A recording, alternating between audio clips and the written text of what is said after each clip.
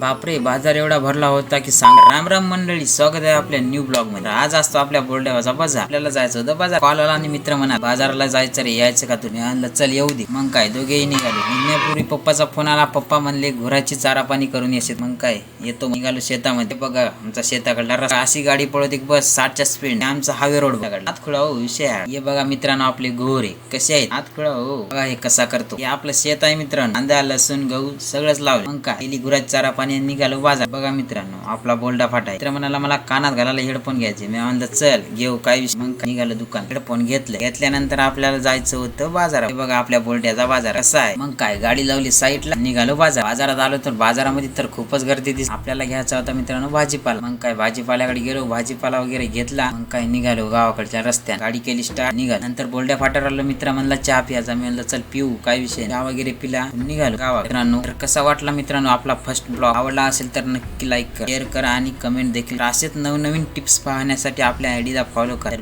भेटू पुढच्या ब्लॉग मध्ये. तोपर्यंत बाय बाय, टेक केअर.